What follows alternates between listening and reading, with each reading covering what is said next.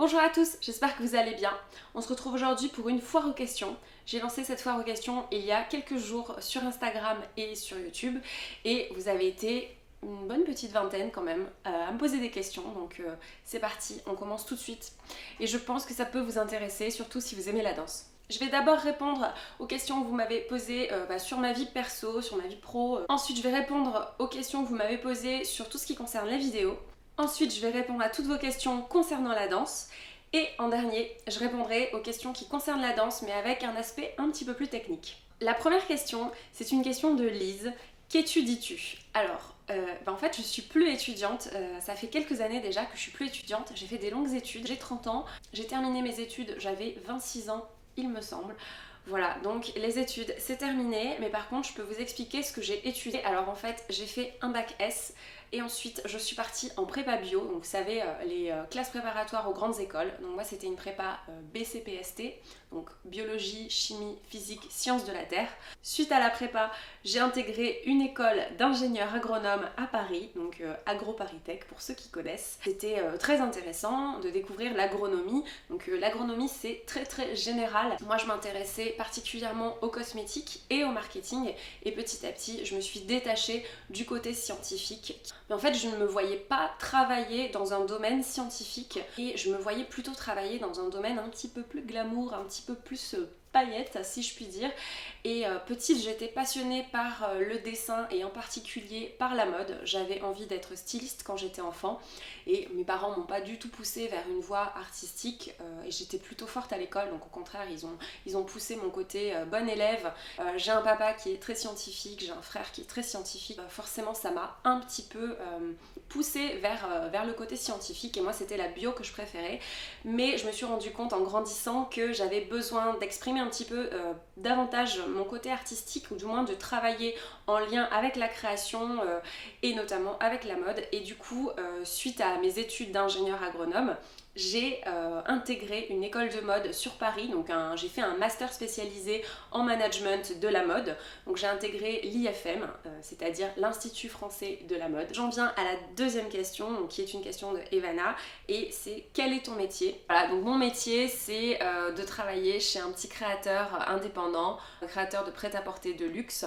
Je suis auto-entrepreneur, je suis en freelance, je m'occupe à la fois de l'aspect commercial et de l'aspect production. En fait, dans des petites structures, vous êtes amené à travailler sur plein de choses différentes. Donc c'est assez passionnant. Moi, je suis très contente comme ça et en même temps, ça me laisse du temps pour moi. Et par contre, pendant la période de Fashion Week, là, j'ai vraiment pas de temps pour moi. Je travaille également ponctuellement pour une autre maison de prêt-à-porter de luxe. Ensuite, une question de Raphaëla. Es-tu danseuse pro? Alors non, je suis pas du tout danseuse professionnelle. En fait, je suis une danseuse amatrice. Je l'ai toujours dit dès le début de ma chaîne. Et moi, mon but à travers ma chaîne YouTube, c'est de vraiment partager mon expérience. J'ai été débutante adulte, bien sûr je faisais de la danse classique quand j'étais petite, mais j'ai arrêté et j'ai repris la danse classique à peu près 25 ans de mémoire, 26 ans. Donc c'est cette expérience que je veux partager, je veux vous donner des conseils. Donc, ensuite, j'ai une question de Mao qui me demande comment imagines-tu ta vie dans 8 ans? Famille, mariage, enfant, danse, métier. Alors dans 8 ans, j'aurai 38 ans, donc j'espère que d'ici là, j'aurai peut-être 1 ou 2 enfants, ça me ferait vraiment plaisir d'être maman, j'aimerais beaucoup ça. Je suis pas pressée du tout, hein. Voilà, pas du tout pressée. Je me vois bien mariée, ouais, pourquoi pas. Après, par rapport à la danse, j'espère que dans 8 ans j'aurai mon EAT, ça serait pas mal. Je sais pas si j'intégrerai la danse dans mon métier parce qu'en fait, comme vous le savez, je travaille dans la mode, mais je sais pas non plus si je travaillerai dans la mode toute ma vie, peut-être pas. Je me vois pas forcément être prof de danse, mais par contre, il y a plusieurs idées qui me viennent en tête. C'est éventuellement, j'aimerais bien travailler dans des structures culturelles. Pourquoi pas travailler dans une structure comme le Théâtre Chaillot ou... Enfin, vous voyez ce genre d'endroit culturel où il y a une programmation de danse. Pourquoi pas sur Arte par exemple, sur je sais pas, la programmation des films de danse contemporaine sur Arte ou des émissions de danse, enfin de documentaires en rapport avec l'art vivant, voilà. Ce genre de choses, ça me plairait pas mal. Oui, j'avoue que ça me plairait beaucoup de travailler en rapport avec la danse. pourquoi pas, franchement c'est... Mais je sais pas, on sait pas de quoi la vie sera faite, donc moi je suis assez ouverte en termes de métier, avoir quand même un lien avec quelque chose de créatif, que ce soit toujours la mode ou la danse, voilà, ou éventuellement les cosmétiques. C'est vrai que j'ai travaillé à une époque dans les cosmétiques et j'aimais beaucoup ça. Puis je pense qu'aujourd'hui, il faut pas se leurrer, on change de métier assez souvent, assez rapidement, donc faut savoir s'adapter, je pense, et retomber sur ses pattes. Et... Ensuite, j'ai une question de Belle Attitude qui me demande: qu'aimerais-tu accomplir cette année?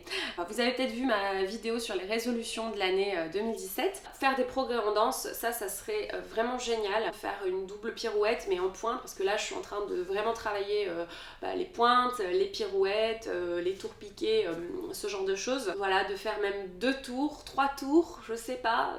C'est vrai que 2 tours j'y arrive de temps en temps. Quand je suis pas sur pointe, mais sur pointe ça me fait encore un petit peu peur. Et puis après, je sais pas, j'espère avoir une très bonne année 2017, être fière de moi à la fin de l'année et me dire waouh, ça a été une superbe année où j'ai fait plein de choses, plein de projets artistiques. J'ai mené également le projet de ma chaîne à bien. Et puis pourquoi pas, je sais pas, passer le cap des 2000 ou 3000 abonnés, j'en sais rien, enfin je sais pas du tout. Et voilà, ça me fait vraiment plaisir de petit à petit de me faire ma place sur YouTube. Maintenant, je vais répondre aux questions en rapport avec les vidéos. Alors, vous êtes plusieurs à me poser cette question. Donc, c'est sur Instagram. Donc, c'est Rose M6 qui me demande: coucou ma belle, en ce qui me concerne, j'aimerais voir des revues sur des films ou des livres sur la danse. Par exemple, Paulina. Alors, oui, je vais vous faire des revues de films ou de livres sur la danse. Carrément, voilà, je compte faire ça cette année, petit à petit. Donc, patience, ça va venir. Beaucoup de demandes de vidéos. Donc, là, j'avais une liste longue comme le bras, donc de mes idées personnelles, et vous m'avez rajouté un deuxième bras, donc voilà. Mais ensuite, une question de Chat del Sol. Alors, quand aurons-nous le plaisir de voir ton lookbook danseuse? J'ai hâte. Alors ouais, donc le lookbook de danseuse. Alors pour tout vous dire, je l'avais déjà filmé. Sauf que je l'avais filmé dans mon salon au mois d'octobre-novembre, il me semble. Et pour tout vous dire, il y avait très peu de lumière dans mon salon et très peu de temps en fait pour filmer. Je veux dire, la nuit tombait très vite. Surtout, j'ai filmé le lookbook et honnêtement, j'étais pas du tout satisfaite du résultat. C'était assez compliqué. C'est pas facile non plus de se montrer en vidéo en tenue de danse. On se juge soi-même, on voit tous ses défauts. Donc voilà, ça va venir très rapidement. C'est promis, je suis en train de travailler là-dessus. Je suis en train de me renseigner sur ça. J'aimerais louer une salle de danse, mais pas hors de prix. J'aimerais d'ailleurs filmer plusieurs choses dans une salle de danse, donc voilà, ça viendra. Ne vous inquiétez pas, le projet du lookbook de danseuse est toujours en cours. Je préfère attendre de vous proposer un contenu de qualité plutôt que de vous faire un lookbook pas terrible et vite fait. Vous voyez ce que je veux dire. Alors, une question de Camille sur Instagram. Donc, pourrais-tu nous refaire une revue sur les magasins de danse où tu achètes tes Juste au corps et un Get Ready With Me si tu en as envie. Et ensuite, une autre question de Miku. Donc, comptes-tu faire des Get Ready With Me avant la danse? Donc, c'est un peu deux questions qui vont ensemble. Donc, effectivement, revue sur les magasins de danse où j'achète les Juste au corps. Alors oui, j'en ai quelques-uns de Juste au corps, mais j'en ai pas 150 000 non plus parce que c'est un sacré budget. Des boutiques de danse en général, les boutiques que j'aime bien, et puis les boutiques sur Paris parce que c'est ce que je connais. Moi, je connais que les boutiques sur Paris, donc oui, je vous ferai ça. Et concernant le Get Ready With Me sur la danse, donc avant le cours de danse, clairement, ça c'est une idée que j'ai depuis longtemps et c'est promis, je vais vous le faire. Je pense que ça va être très sympa et ça va se faire au courant de l'hiver, ne vous inquiétez pas, ça arrive bientôt aussi. Donc ensuite, une question d'Océane qui me demande: pourrais-tu nous parler d'alimentation pour la danse? Alors oui, c'est carrément prévu pour dans moins de 2 semaines. Je vais vous faire un petit What I Eat in a Day, donc ce que je mange dans une journée. Une autre question de Miku qui me demande: pourrais-tu faire une vidéo d'échauffement de danse, d'exercice au milieu, etc. Alors oui, je vais vous faire ça justement quand je pourrai louer une salle, donc pour pas trop cher, donc c'est en prévision. Alors j'espère que ce projet va aboutir. Après, je ne suis pas prof, donc je vous préviens, ce sera pas, faut pas s'attendre à un truc de fou, mais je pense que montrer un petit peu concrètement ce que ça donne, je pense que ça peut être pas mal. Et ensuite, une question de Nour qui me demande: pourrais-tu faire une vidéo d'échauffement de pointe? Merci beaucoup. Alors oui, pareil, je vous ferai une vidéo sur les pointes. Ça sera dans ce flot de vidéos sur la technique en fait. J'essaierai de vous donner quelques conseils, effectivement. Une autre question de Faustine, toujours dans la même veine, qui me demande coucou, est-ce que tu pourrais faire une vidéo comment bien mettre ses pointes pour débutantes comme moi? Merci. Alors, aucun problème, je ferai une vidéo sur comment bien mettre ses pointes. Alors, j'ai également une question d'Emilie qui me demande je me demandais si tu pouvais faire une vidéo sur ton envie de danser. Qu'est-ce qui t'a donné l'envie d'en faire? Qu'est-ce que tu éprouves quand tu danses? Où aimerais-tu aller avec la danse? Voilà, donc c'est une super question. Donc oui, je vous ferai une vidéo sur mon envie de danser. Je répondrai à toutes ces questions à travers cette vidéo. C'est une vidéo sur laquelle j'ai commencé à réfléchir. Donc j'espère qu'elle vous plaira. Maintenant, je vais répondre à vos questions de danse.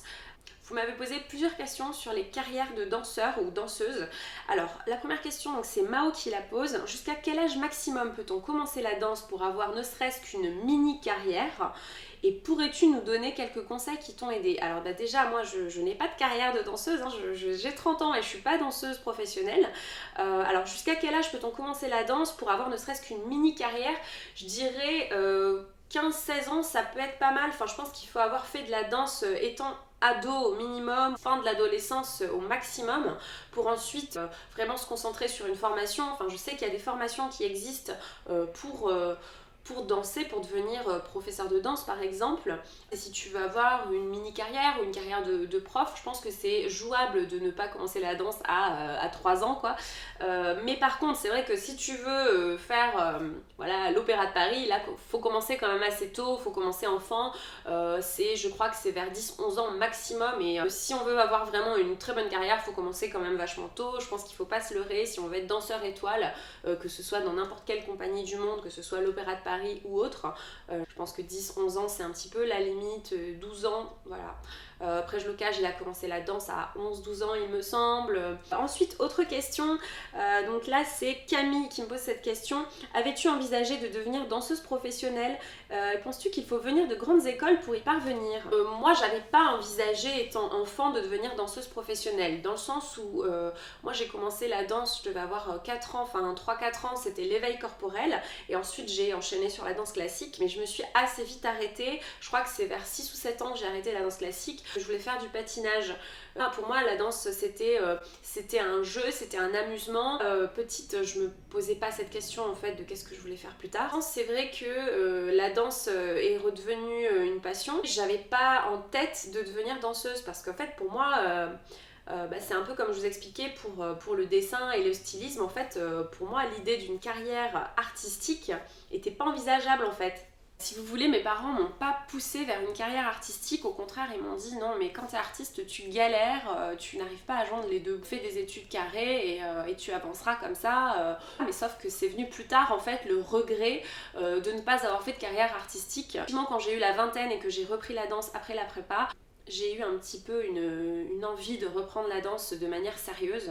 Mais pour moi c'était compliqué de reprendre la danse on va dire à zéro, non plus en tant qu'amatrice qui fait ça pour son plaisir, mais en tant que métier, parce que j'avais déjà 22 ans, quelque chose comme ça, et puis en plus je me trouvais pas douée, et je me trouvais trop grosse, et enfin vous voyez ce genre de choses que, enfin vous me dites dans les commentaires parfois, et moi je vous dis non mais si t'aimes la danse, vas-y fonce, et tu t'en fous si t'es pas toute filiforme. Là, moi je l'ai pas fait, je regrette un petit peu maintenant, parce que maintenant c'est vrai que je me dis, j'aimerais bien en fait passer ma journée à danser, mais voilà, on fait sa vie comme on peut, et puis je pense qu'il faut pas regretter en fait. Et donc sinon, penses-tu qu'il faut venir de grandes écoles pour y parvenir? Écoutez, oui, si vous voulez aller à l'Opéra de Paris, je pense que c'est plus pratique de venir de grandes écoles. Ensuite, de grands conservatoires de danse, ou même à l'étranger, de grandes écoles de danse. Maintenant, je pense que si on est motivé, c'est comme tout, on n'est pas obligé de venir d'une grande école, enfin voilà.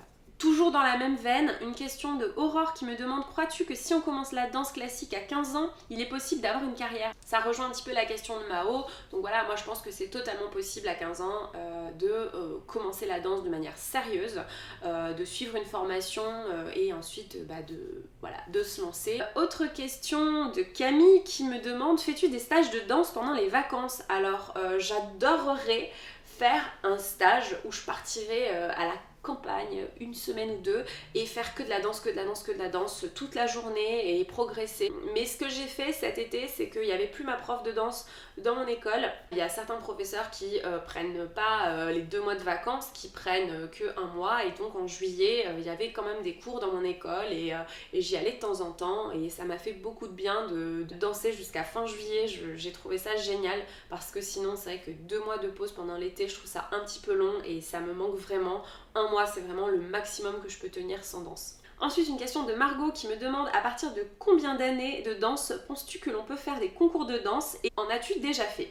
Alors ça, je vous avoue que je pense que c'est quand on est dans une école, par exemple le conservatoire, vous avez des niveaux à passer, donc c'est comme un petit peu des examens ou des concours.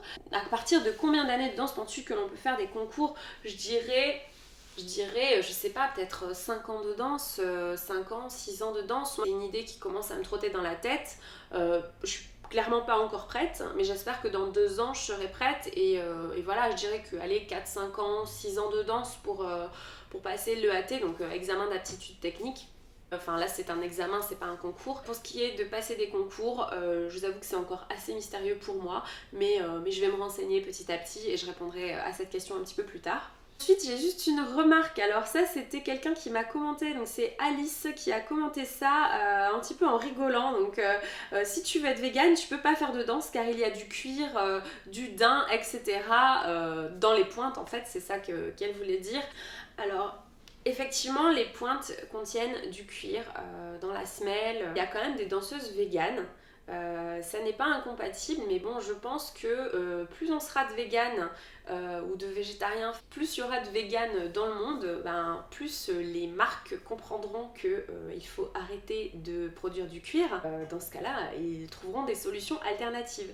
Et sachez que c'est Grishko qui fait des pointes sur commande, des pointes sans cuir, donc pour les véganes. Je pense que je me commanderai une paire de Grishko vegan prochainement, parce que pour l'instant ma paire de pointes préférée c'est les Grishko. Une question de Manon qui me demande combien d'heures tu danses par semaine. Alors en moyenne 6 heures par semaine. Parfois c'est un petit peu moins, parfois c'est plus. Comme je vous dis, pendant la Fashion Week, je peux clairement pas faire 6 heures de danse par semaine, c'est impossible. C'est pas compatible avec mon emploi du temps. 4 à 6 heures de danse par semaine. Maintenant on passe aux questions un petit peu plus techniques. Une question de Aurore qui me demande comment faut-il faire pour casser ses pointes juste après l'achat.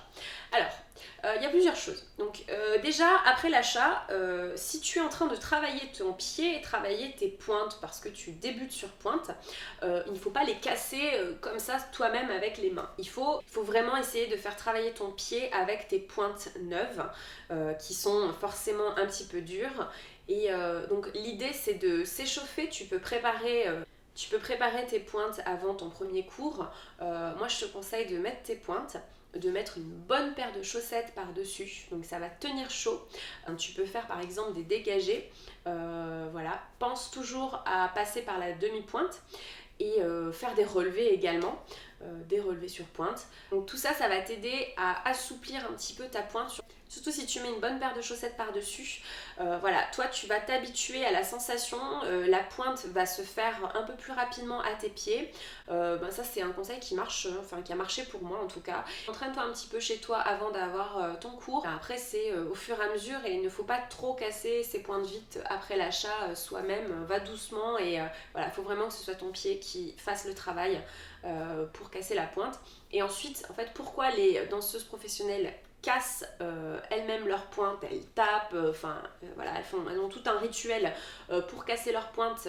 Même si les pointes sont neuves, elles ont besoin que les pointes soient déjà prêtes en fait pour enchaîner tout de suite avec un ballet, parce que voilà, elles vont avoir une paire neuve pour je sais pas, pour la semaine ou pour un ballet à présenter le soir. Elles ont intérêt à ce que leurs pointes soient déjà faites, déjà cassées entre guillemets, pour sentir bien et pour enchaîner les pas, pour avoir une belle courbure, etc. Je sais pas si je suis claire. De toute façon, je ferai une vidéo un petit peu plus précise sur les pointes prochainement également. Ensuite, j'ai une question de Miku qui me demande que conseilles-tu pour empêcher de stresser pour un examen ou un concours de danse. Alors, qu'est-ce que je conseille? Je conseille d'avoir une alimentation équilibrée les semaines avant ton examen ou ton concours. Je te conseille d'avoir une très bonne hygiène de vie. Je te conseille de te coucher tôt, de dormir minimum 8 heures par jour. Je te conseille aussi de te détendre au maximum, de faire des choses qui te détendent, et je te conseille aussi de ne pas t'acharner entre guillemets sur la chorégraphie ou sur les pas le jour même de l'examen ou du concours. Bien sûr, il faudra t'échauffer comme il faut, convenablement, mais faut pas trop travailler le jour même du concours. Je pense que c'est une mauvaise idée. Je pense qu'il faut, ou même la veille du concours, je pense qu'il faut se détendre. Moi j'ai passé des concours, alors c'était pas des concours de danse, hein. J'ai passé les concours en prépa, j'ai passé des examens de piano aussi. Voilà, je me détendais, et avant une grande audition, avant un examen ou avant un concours, je me reposais la veille, et j'évitais de bosser comme une folle ou de revoir toute ma partition au taquet. Non, non, faut vraiment essayer de se reposer la veille d'un examen ou d'un concours, c'est hyper important. Alors, une question de Kalan qui me demande: j'aurais besoin de conseils pour travailler les pivots sans avoir la tête qui tourne et la nausée. Alors ouais, ça c'est carrément une très bonne question, parce que je pense que tu n'es pas la seule dans ce cas. Clairement, au début, quand on commence les pirouettes, et quand on commence aussi les tours piqués, les déboulés, clairement on peut avoir la tête qui tourne, surtout si on n'est pas habitué à en faire beaucoup d'affilée. Alors j'ai quelques conseils. Donc effectivement, quand tu fais des tours piqués, par exemple tu les fais du côté droit, et juste après fais-les du côté gauche. Voilà, déjà ça va un petit peu te rééquilibrer le cerveau. Et ensuite, autre conseil très important, c'est le regard.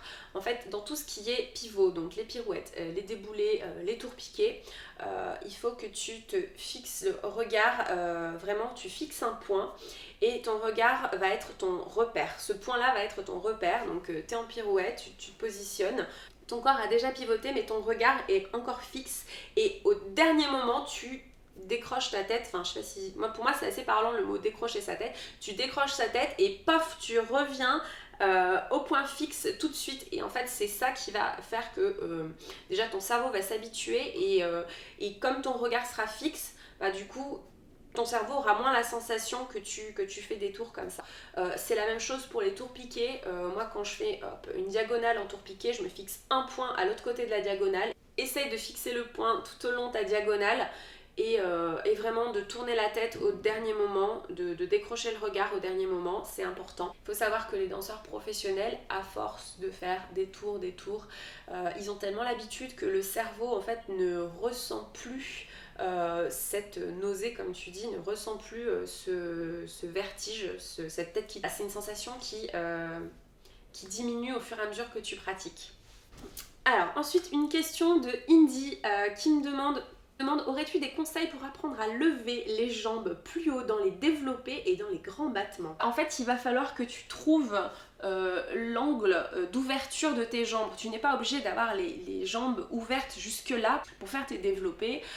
C'est important de trouver l'angle d'ouverture qui te convient à toi. Donc il faut trouver l'angle où l'os du fémur ne bloque pas contre l'os de la hanche en fait. Il faut trouver l'angle qui te permet la plus grande amplitude de mouvement. Donc voilà, je te conseille de tester différentes ouvertures de ton bassin. Essaye de détendre tes hanches au maximum, et puis après voilà, c'est essayer de faire de la barre au sol au maximum pour travailler la souplesse. Voilà. Après c'est la souplesse, mais pas la souplesse trop passive où justement tu vas te détendre, et bien sûr tu t'arriveras à mettre la jambe là, sauf que pouf, elle va pas tenir ta jambe. Donc il faudra travailler un certain type de souplesse qui est la souplesse active, et j'en reparlerai parce que je ferai une vidéo sur la souplesse. Et justement, donc question de Pauline qui me demande: comment juges-tu ta souplesse et as-tu des astuces pour en gagner? Alors ma souplesse, écoute, ça dépend des endroits. Je pense que comme tout le monde, on a tous des endroits où on est plus ou moins souple. Alors c'est sûr que par rapport à un individu lambda dans la rue, je suis carrément souple, mais Après, par rapport à une danseuse pro, effectivement, je suis pas très souple. Mais alors, moi, je pense que pour mon niveau de danse, qui est un niveau, on va dire, moyen, je pense que je suis plutôt moyenne en souplesse. J'ai des endroits où je suis plutôt souple et des endroits où je suis carrément moins souple, notamment du dos, je suis pas forcément très souple. Enfin, du haut du dos, en tout cas. Au niveau de la cambrure, je suis plutôt souple. Au niveau du haut du dos, j'ai des gros problèmes de souplesse. Au niveau de l'ouverture, je suis plutôt pas mal. J'ai pas encore mon grand écart, mais ça ne saurait tarder. Je suis presque à l'écart latéral ou enfin un grand écart américain. Il y a des endroits qui me font pas du tout mal quand les autres douillent et inversement, voilà. Alors des conseils pour gagner en souplesse, alors vraiment être assidu à la barre parce qu'en fait c'est votre travail à la barre. Si vous faites des mouvements en profondeur à la barre, si vous travaillez vraiment bien votre en dehors à la barre, c'est ça qui va faire que petit à petit vous allez avoir le grand écart et être encore plus souple. Je fais assez rarement de la barre au sol, alors d'ailleurs je vais faire un peu plus de barre au sol cette année, mais clairement je fais pas énormément de barre au sol et pourtant je me suis énormément améliorée en souplesse parce que je travaille de manière assez approfondie à la barre, une manière assidue. Ne jamais faire d'étirements brusques et d'étirements qui sont par à-coups. Ça c'est la pire chose que tu puisses faire pour gagner en souplesse. Il faut essayer de garder une position pendant plus de 20 secondes si possible. Ensuite c'est la pratique de la barre au sol, les étirements qui vont faire que tu vas gagner en souplesse. Enfin, la dernière question, c'est une question de Manon qui me demande quels sont, tu penses, tes atouts pour la danse classique, tes qualités et tes défauts, ce que tu dois plus travailler. Alors c'est une question qui est juste super intéressante parce que ça permet de faire un petit peu d'introspection et voilà, et d'essayer de porter un regard sur soi-même. Donc mes atouts pour la danse classique. Alors je dirais premièrement mes jambes. Alors je pense que l'atout principal que j'ai en danse, ce sont mes jambes. Ma prof de danse, quand elle m'a vue la première fois, elle m'a dit mais t'as des jambes parfaites pour faire de la danse, t'as trop de la chance. J'ai un tendon d'Achille qui est très souple. Ce qui fait que je peux faire des pliés très très profonds. Et donc si je fais des pliés profonds, je vais pouvoir faire des super pirouettes. Alors j'y suis pas encore, hein, mais avec le travail petit à petit, je vais réussir à faire des super pirouettes parce que mon corps me le permet. Et également des grands sauts parce que les jambes c'est comme un ressort, hein, c'est à dire que si vous pliez très très bas, si vous pliez très bien, ouf, vous allez sauter encore plus haut. J'ai un en dehors relativement bon, enfin j'ai une bonne ouverture des hanches en fait, je peux vraiment mettre facilement un en dedans et un en dehors au niveau des jambes. Je suis pas encore au grand écart mais ça ne saurait tarder petit à petit, j'espère. Un autre atout c'est que j'apprends vite. Quand je dis j'apprends vite, c'est surtout les corrections des profs. J'ai plutôt une bonne mémoire, ce qui me permet de retenir pas mal d'informations sur des conseils pour la danse, vraiment toutes les corrections des profs. Donc ça c'est pas mal parce que c'est comme si j'avais petit à petit une base de données dans mon cerveau. Et ensuite, alors mes défauts, donc ceux que je dois vraiment travailler en permanence, continuer, rien lâcher. Je dirais le premier défaut que j'ai c'est ma posture. Ça va beaucoup mieux qu'avant. Mais c'est vrai que c'est très dur pour moi de maintenir un dos droit. Il suffit que je sois un petit peu fatiguée, un peu stressée, pof, je relâche la tension au niveau de la posture. Mais ça va carrément mieux qu'avant. Donc ma souplesse au niveau du dos, clairement. Et j'ai des bras assez courts, proportionnellement, ça se voit pas trop mais ils sont quand même assez courts par rapport à mes jambes. Ensuite, je pense qu'il faut que je continue forcément à travailler la force dans les mollets. Clairement, j'avais des gros problèmes de force dans les mollets. J'ai des jambes assez fines, des mollets assez fins, ce qui fait que j'avais des problèmes de force en fait dans les mollets et c'est quelque chose que j'ai énormément travaillé en 2016 en fait et ça va beaucoup mieux maintenant. J'ai des mollets un peu en béton. J'ai toujours travaillé la force du pied mais elle est de mieux en mieux ma force au niveau du pied, donc je suis plutôt contente. Je travaille et puis avoir un plus joli coup de pied ça serait chouette parce que j'ai pas un coup de pied génialissime à mon goût. C'est pas ce qui est le plus important. faut pas se focaliser là-dessus, je pense. De toute façon, au plus je travaillerai les pointes, au plus le coup de pied viendra. Et après voilà, je tiens à dire que de toute façon rien n'est jamais acquis en danse. On a toujours quelque chose à travailler, quel que soit le niveau, même si on est professionnel, même si on est danseuse étoile, même les danseuses étoiles, figurez-vous qu'elles ont encore du travail et qu'elles travaillent sans relâche en permanence. Et rien n'est jamais acquis en fait avec la danse, c'est comme ça. Et je tiens à vous dire également de ne pas vous restreindre au niveau de la danse, de ne pas vous dire je ne suis pas assez mince donc je ne vais pas à la danse, je ne suis pas assez souple donc je ne vais pas faire de danse. Voilà, vraiment il faut arrêter avec ça. Si vous n'êtes pas assez mince entre guillemets, ne vous privez pas de faire de la danse. Vous ne serez peut-être pas danseuse étoile, vous ne serez peut-être pas danseuse à l'Opéra de Paris. Si vous êtes amateur, surtout ne vous prenez pas la tête avec la minceur, avec votre corps. On a le corps qu'on a, alors bien sûr ça se travaille. Vraiment ne vous privez pas de faire de la danse parce que vous vous trouvez pas assez mince. Voilà, faites de la danse parce que ça vous plaît. Quand bien même vous envisagez une carrière de danseur ou de danseuse, je pense que si ça vous plaît, allez-y danser et puis de toute façon vous vous affinerez forcément en dansant. Ne vous prenez pas la tête avec votre poids, surtout si vous êtes jeune, c'est très important. Surtout si vous êtes en pleine croissance, ne vous prenez pas la tête avec votre poids. Voilà, c'est tout pour la foire aux questions. Donc j'espère que cette vidéo vous a plu et qu'elle n'a pas été trop longue. N'hésitez pas à me poser d'autres questions sur la danse. Si vous en avez envie, j'y répondrai certainement plus tard. Donc n'hésitez pas. Voilà, j'espère que cette vidéo vous a plu. N'hésitez pas à mettre un petit pouce vers le haut si vous avez aimé cette vidéo. N'hésitez pas à vous abonner à la chaîne. C'est gratuit, ça vous permet de suivre l'actualité des vidéos. Je vous remercie d'avoir regardé cette vidéo. Je vous embrasse et je vous dis à bientôt.